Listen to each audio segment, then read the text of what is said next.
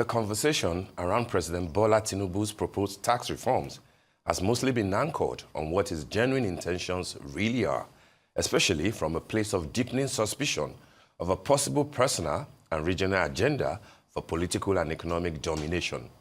This position seems to have enjoyed a lot of prominence in the northern part of Nigeria, where some stakeholders have even gone to the extent of issuing threats about instant political price to pay as early as the next general election if President Tinubu dares to stick to his guns on pushing through with the proposed tax reforms. In the southern part of the country, that conversation for most people seems to be a prognosis for greater uncertainty in the business environment and a wider route for more businesses to either keep drifting or joining the exodus from the country's economic space. On the morning show today, we shall take up this matter with Senator Orji Uzor-Kalu, the lawmaker representing Abia North Senatorial District in the National Assembly and a former governor of Abia State. Beyond getting his thoughts on the tax reform bills, we shall also ask him about what informs the conviviality in the relationship between the National Assembly and the executive arm of government, his own peculiar brand of politics, calls for opening up of the Southeastern Economic Corridor, and preparations for politics of 2027.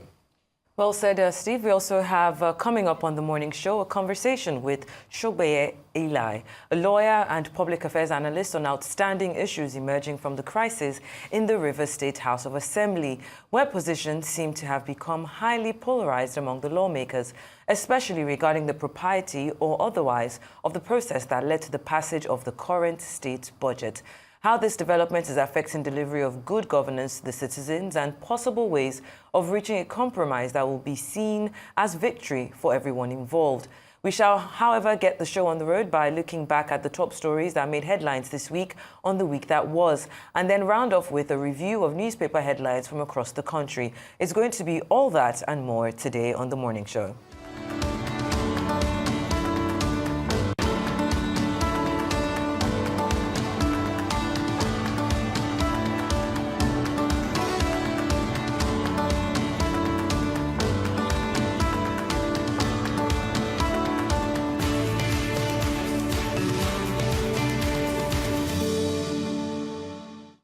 Welcome back to the morning show here on Horizon News. It's time now for the week that was. Let's take a look at the top stories that made headlines around the globe this week. Starting off with the Vice President of Nigeria, Kashim Shettima, who on Wednesday this week led a host of dignitaries to honor the nation's fallen and living heroes of the 2025 Armed Forces Celebration and Remembrance Day. The event, which took place at the National Arcade in Abuja, was the culmination of activities for this year's celebration. Arise Defense correspondent Ferdinand Duhora sent this report.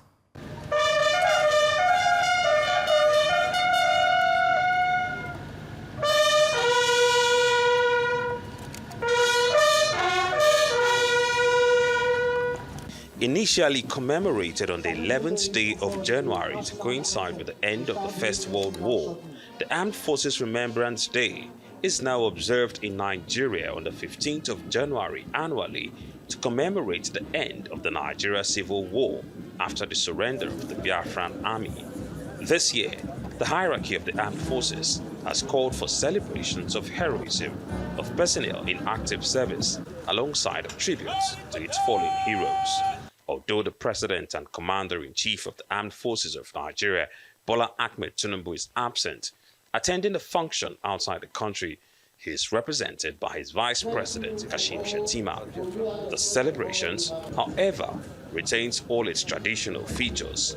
Prayers for the repose and a minute's silence in honor of fallen heroes, laying of wreaths, firing of volleys,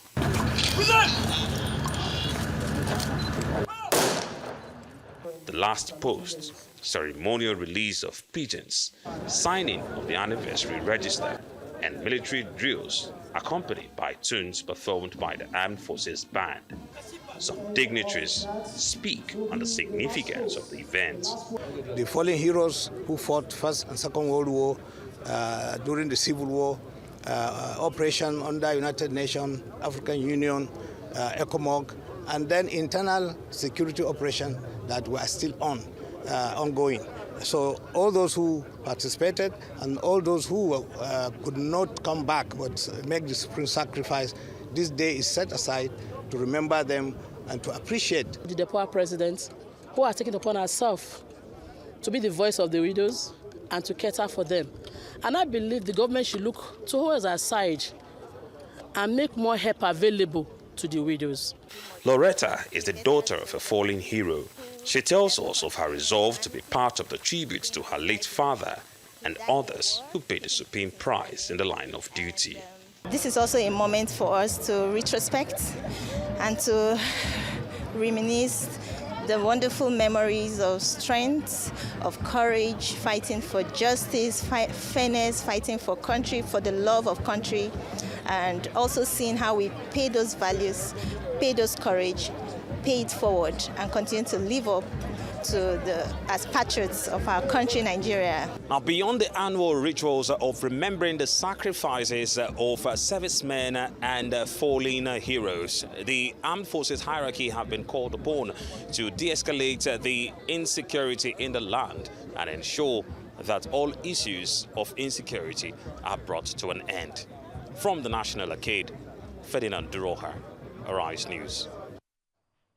Thank you so much for that report there, Ferdinand. I remember, I think we were actually on air during the morning show, doing the What's Trending segment when we had to go live to Abuja, of course, there at the National Arcade, just looking represented ably well, but representing the President Tinubu, talking about Vice President Shettima, was there in person. And of course, when we look at remembering and celebrating our fallen heroes, it's something. I see that you're not wearing the plaque anymore, but it's something that it's the last day, yeah. But that was something that you know, even from last year, we could see the support that had gone out to just really celebrate our fallen heroes. It was definitely a memory, and something. I was listening to that young woman there who said, it's not just about just her father's story, it's about the families involved, it's about those who sacrifice their lives who put their lives on the line, who pay the ultimate sacrifice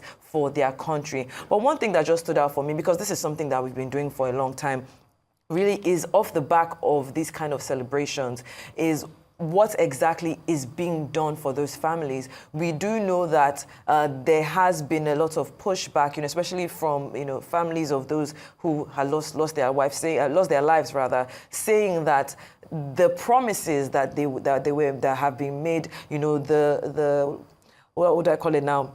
The packages that are left, for the families at this point in time are not necessarily getting to them. So when we look at, for service, for patriotism, I compare it to the United States military, for example. When the time that I've spent there, you see that when, a member of the army walks in, or even, or any veteran, you see that honor, you just see that respect. Sometimes they even walk into the store and they let them skip the line just because of how revered they are. But when you compare it to Nigeria, not to say that there are people that are not patriotic, but it almost seems as if we haven't hit the nail on the head. Sometimes it feels as if our military, first off, some of them are not paid well enough, they're not paid on time, and even when they lose their lives, their families are not compensated in the way that they should. So when you look at patriotism and you look at persons that are saying that they are willing to pay the ultimate sacrifice, we really need to look inwards. This is fine, having a day that is dedicated to them, but then what happens when the doves fly and when the event is over? Yeah. What exactly is being done to make sure that even those that are looking at the military and thinking about joining? A friend of mine who lost her dad has told me that her children, her grandchildren, yes, are banned from joining the military just because of the experience that she's had, after her father's death. So we need to be able to make sure that these celebrations don't just end there, that they also move ahead and make sure that when you hear the Nigerian military, there's a certain level of respect, there's a certain level of honor that is given to them by the federal government and even by the Nigerian people. I know patriotism is something that we may not have 100% just yet. The National Orientation Agency, of course, is doing their best to make sure that we are patriotic as Nigerians. But it's something that we have to continue to look at. And of course, we celebrate these fallen heroes, and we thank you and their families, of course, for paying the ultimate sacrifice for their country. Absolutely, you're very correct. It's an annual ritual, you know, and it shows that we have come a long way. 55 years since the end of the Civil War, that, you know, horrendous, horrific, you know, Civil War. But I like the fact that the Nigerian government has maintained the reason, you know, for that special day, January, January the 15th. I think that the president should have, you know, tried to be there, even though he was officially out of the country. He was in Abu Dhabi, I mean, he's been in Abu Dhabi for close to a week, if not more. You know, you're correct that the vice president, you know, was there, you know, to represent him, to honor the fallen heroes. And it's a big deal. You know, the president's presence, just like last year, you know, will have, in my opinion, made a difference. It will have communicated respect and appreciation to the families of the fallen, fallen heroes. But having said that, you mentioned the issue of respect and the widows and their families. I think that it's an ongoing process. I listened to many of the state governors, apart from, you know, the things that the Vice President Kashim Shettima said himself. A number of the governors were very, their speeches were very encouraging. The governor of Akwa Ibom State, the governor of Edo State especially, you know, 150 million here, 100 million here, you know, dedicated solely, you know, to the welfare of the widows, you know, of many of these fallen heroes. And I think that, you know, if you look at that, we can at least acknowledge that they have done something. Maybe a bulk of it will come from the federal government. Maybe a bulk of it will come from the military apparatus itself at a time that many soldiers in the battlefront are complaining of poor pay. So when we remember those who have worked hard, really hard for Nigeria like this, I think it is important to at least look after their families. You mentioned the way that we celebrate, or the way that they are celebrated, veterans and Marines, you know, in America. I think that, yeah, it's something that we should learn to be doing here, Shaitan. But respect also, has to be earned. You know, the idea that some people are bloody civilians, whereas we are soldiers in uniform, and what uniform communicates to an average citizen is that of domination, is fear. I think that sort of a thing will have to be worked on, so that an average soldier in Nigeria is presented as a soldier and a gentleman, as a refined gentleman, so that when you walk into a restaurant, when you walk into a club, when you walk, even if you board a plane, people can at least acknowledge you, sometimes applaud the fact that these are the people, you know, defending the country. But it has to be earned. It has to be, you have to consciously work on it, the same way that the police will have to consciously work on it to earn the respect, so that it doesn't look as if anytime a PRO of the police or of the army is saying something on social media or in the media, you are attacking those that you consider as bloody civilians. So, you know, we will both have to work on it, the military and the civilians. But of course, what we cannot overemphasize is the fact that they deserve all the honors and the accolades that they are getting, and their families especially should be well looked after. I agree. All right, we proceed. Well, here in Lagos, the new Speaker of the State House of Assembly, Mojisola Miranda, on Tuesday, led members of the House of Lagos House in Marina for a meeting with the Governor's Advisory Council, a leadership caucus of the ruling All Progressives Congress. The lengthy meeting, which held behind closed doors, was attended by the Lagos State Deputy Governor, Obafemi Hamzat, and prominent leaders of the Governor's Advisory Council. Miranda, who emerged Speaker after Monday's impeachment of Mudashiru Obasa, briefly spoke with journalists about the meeting.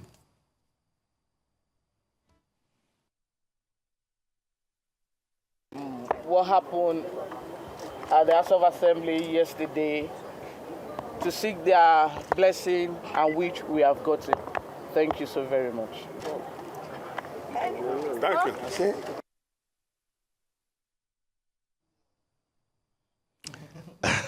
You should be happy. I am very happy. You know, the newly sworn-in Speaker of Lagos State Mojisola Lasbat Miranda has made history as the first female speaker of the legislative body in Lagos. So that in itself is already fantastic news. And her emergence, of course, follows the outing, the impeachment of her predecessor, Mudashiru Obasa, who served as the speaker for a decade, but was removed over alleged misconduct and other offences. Miranda, who was formerly Obasa's deputy, was elected speaker by assembly shortly after his removal, and we're seeing that acceptance. We saw, I think it was yesterday, where she her first plenary, presiding over the plenary. Yeah, presiding over the plenary. You could just, there was kind of like an excitement. There was something in the air when that happened. And you know, a day after her election, we saw her visiting the Governor's Advisory Council, which is the highest decision-making body of the Lagos State chapter of the All Progressives Congress. It's an advisory body. Yes. Not a decision-making body. It's an advisory body.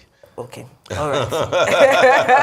Well, okay. But I get your point. Yeah, the advisory, no problem. Well, the purpose of her visit was to, you know, brief the council on developments in the House Assembly and to, you know, seek their blessings for her new role. She was accompanied by other members of the Assembly, signaling an effort to maintain alignment between the legislative body and the party's top election. You know, I just hope that this in itself doesn't, I mean, it's not too much of a disruption. You know, they've resumed, you know, Monday resumed on Monday. We had all of that ruckus with the impeachment. But now that that's over, we hope that the legislative body can start their work. You know, it's 2025. There's a lot that needs to be taken care of. And on the flip side, to just quickly touch on Obasa himself, you know, there are these allegations that have come out, you know, misconduct, some, you know, talking about setting monies that were not spent appropriately. Well, we'll wait to see how that pans out. But congratulations to Mrs. Mojisola Lasbat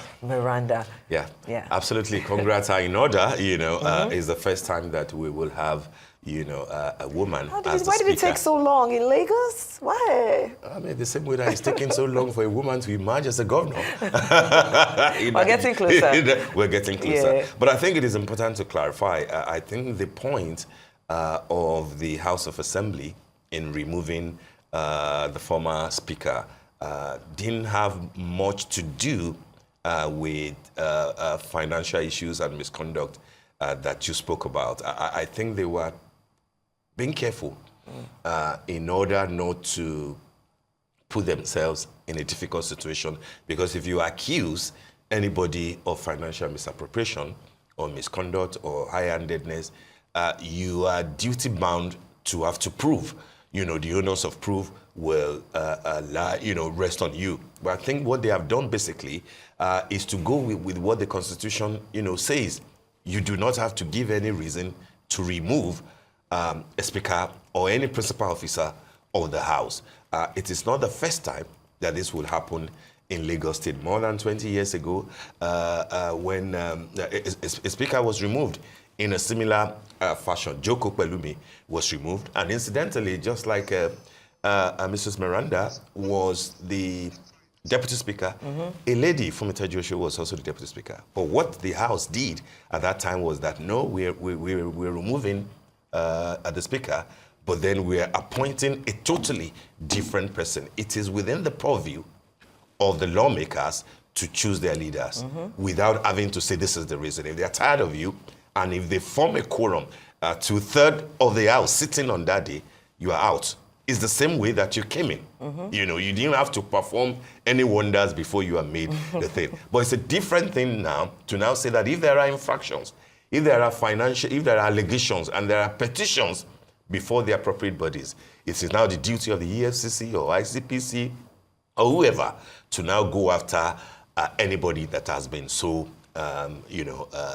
alleged to have misappropriated funds. So I think this is important to clarify that.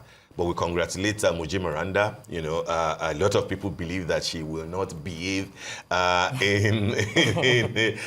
just say that she will behave in a far more refined fashion, given her heritage, given her pedigree. As compared to? I'm just saying, you know, I'm just talking generally. She has a royal blood in her. She's a decent, fine, lovely woman, and I believe that she will do a lot of good for the Lagos State House of Assembly, especially now, particularly in when it comes to respecting a sitting governor. Yes, definitely. Well, let's move on now to our next story. The federal government of Nigeria on Thursday described as fake news certain reports on social media which claim that the 11.8-kilometer Third Mainland Bridge in Lagos is shaking and has opened up in different places. Now, describing the reports as baseless and driven by ulterior motives, according to the Federal Controller of Works for Lagos State, Olukorede Kesha, who spoke while touring the bridge with journalists on Thursday, the messages in question were false and should be disregarded. In her words, the rumor is the handiwork of mischief columnists, those who are idle and those who think that the political atmosphere is too quiet for them. Well, this is a very interesting story. When this happened on Thursday, I was thinking to myself, like, did I pass a different Third Mainland Bridge to work this morning? I would have loved, if those columnists had come out to say, okay, this is the Third Mainland Bridge is shaking, and here is the proof. At so Maka, if you go to this place, you will see that it's shaking. But to just kind of generalize it, so let's not put fear in the hearts of Nigerians. The Third Mainland Bridge is a road that is frequently traveled by a lot of Lagosians living on the mainland, working on the island, living on the island, coming back to the mainland. I was on the Third Mainland Bridge this morning, and when I heard that we're discussing it on the week that was, I kept, I was trying to test it. I was speed. No, I was careful, but I was also checking: is it shaking? Is it moving? Put down the radio, listen carefully. Listen to it. Let me be sure. And I could say definitely from my own experience that wasn't the case at all. Very happy that we saw Mrs. Kesha there, spending time, taking time out, because communication is very important as well. A lot of people could easily run ahead with that story, and we know how fake news gets around faster than real news. So I love the fact that she took time out to actually spend time with the journalists and canvass that 11.8 kilometers Third Mainland Bridge, just to make sure that the naysayers are put to rest. So, this is a story that I think has been proven within itself. And I can also just give my own assurance as someone who drove on Third Mainland Bridge this morning that it's not shaking. Absolutely. I mean, that's also my route too. I pass there, practically almost every day, every other day, if not every day. And I passed there this morning too, and like you, I didn't observe anything that would suggest that the bridge might be, cracky. But we are not experts. And I think that we should also be hesitant in dismissing concerns from people who might have experienced a different thing. That it's not the first time that these sort of allegations will come up. And the important thing for the authorities to do, just like Ms. Kesha has done, is to assure the public by going there, by taking journalists there, and by explaining why at a particular point in time it is possible for you to feel a certain kind of movement. Like vibrations. And things like that, which you will sometimes feel elsewhere in the world, if you're traveling on this type of a bridge that is this, long and lengthy. I think part of what should also be explained is the fact that before the former governor of Lagos State, who was the minister at that time, Mr. Raji Fashola, left, part of what he did in trying to fix the bad portions of the bridge was to also look at all the craters and all the, everything holding the bridge together. And I think part of what he said just before he left was that there was a 24-month maintenance contract that will go with the resurfacing of the bridge. And I think that when the new minister, Dave Umahi, came on board, he continued with the same thing. Not only did he deliver a brand new, in quotes, fantastic bridge, I think, of course, the maintenance aspect of it, is also part of the deal. So you're very correct. Worry less, but then don't always be quick to dismiss concerns. It is the duty of the government to say that, not to use words like, oh, no, it's a fake news, it's not important. It's to say that these concerns are unfounded because we have done the things that are necessary. I think that's the language that government should always seek to use in matters like this. Definitely. Moving on now, following a crackdown on illegal mining, South African authorities this week pulled at least 60 bodies from the shaft of a closed gold mine more than 2 kilometers underground. The authorities have also given an all-clear confirming that the mine had been cleared. The siege at the mine, which began in August in the town of Stilfontein, about 150 kilometers from Johannesburg, cut off food and water supplies for months in an attempt to force the miners to the surface. On Monday, authorities used a metal cage to begin recovering men and bodies from the shaft in an operation expected to run for days. On Tuesday, Mana Fauri, who is the CEO of Mines and Rescue Service, said that rescuers had faced challenges during the dangerous operation and had to start later than they intended owing to issues with equipment. Yes, we did face some challenges yesterday in the beginning, but they are normal operational challenges in setting up our machines and equipment. Unfortunately, every rescue site is differently, and it brings its own challenges with. It's a dangerous operation and high risk of where we operate. We're operating in front, right on the edge of an open hole that can go down approximately 2.6 kilometers.